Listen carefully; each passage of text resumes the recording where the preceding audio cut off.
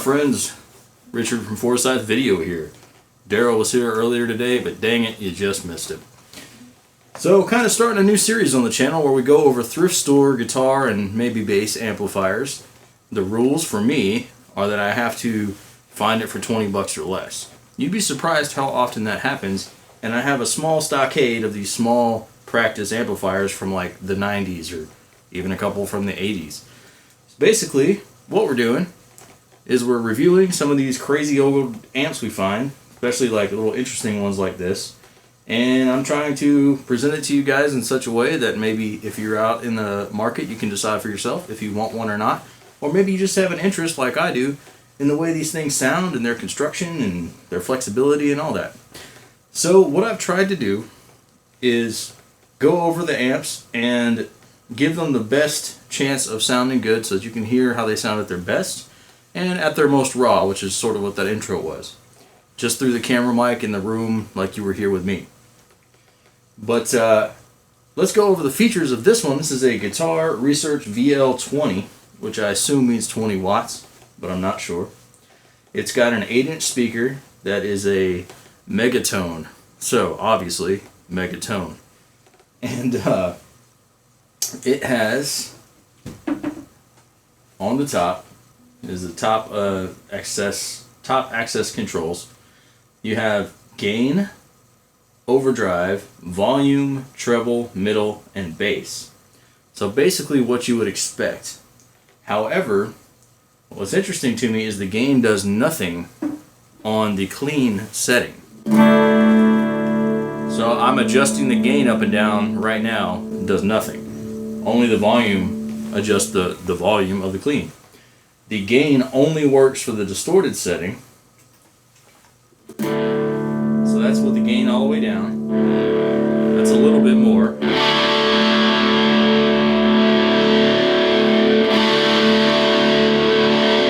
Halfway. Full bore.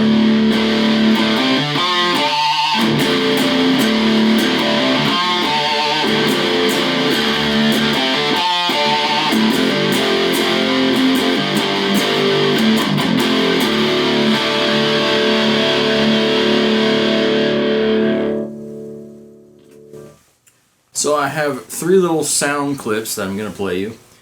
One clean, one at halfway on the gain, and one at full bore on the gain, because I feel like this amp was geared more toward the high gain players of the 90s, sort of maybe the grunge era, but it's kind of interesting to me how much gain they thought grunge guys wanted, because a lot of grunge music doesn't seem to have that much gain, but the amps sure do. So let me play through those for you. And then we'll come back and I'll explain sort of what we got going on and the total, I think, flexibility and usefulness of an amp like this. So let's go to the first one, which is going to be that clean sound.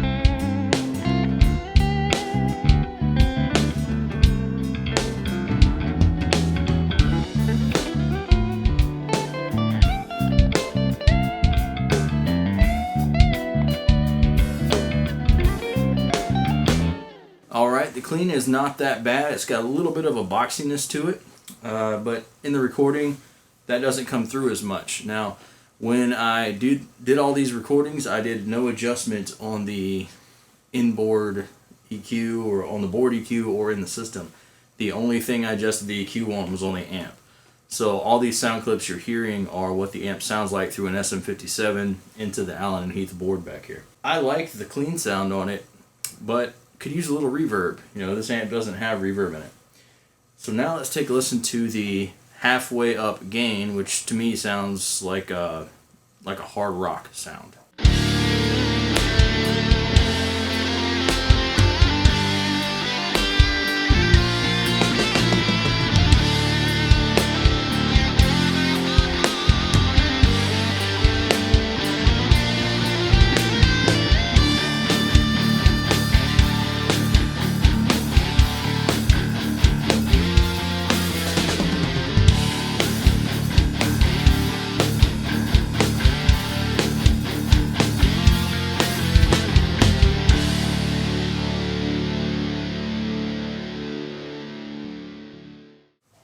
Alright, so that's sort of the hard rock setting on this amp, where I think probably most guys from the 90s when this amp came out, probably where they would be playing it, maybe a little bit less gain than that actually.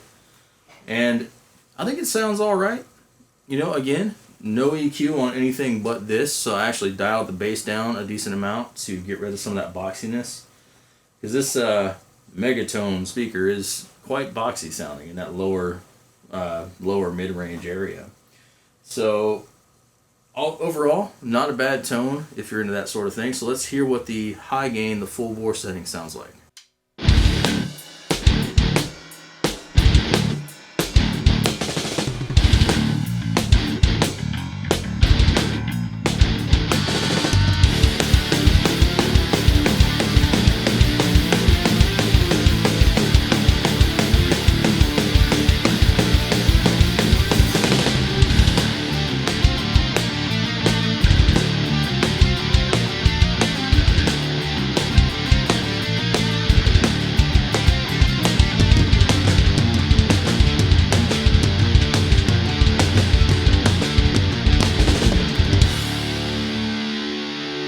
Alright, and that is the sort of heavy metal setting on this amp, the highest amount of gain that you can get.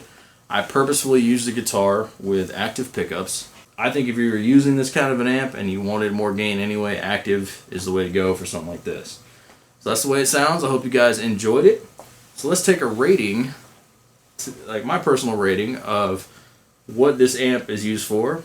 And I think I'm going to go with three settings here, like three categories. So, gotta go with looks, gotta go with sound, gotta go with flexibility. So looks, this is a cool looking amp, I think.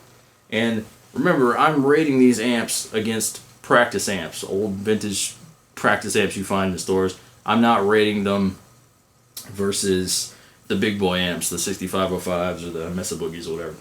Obviously. These are just fun $20 amps you can pick up somewhere. So, looks, I'd give it like a 7 or 8. I think it's pretty cool.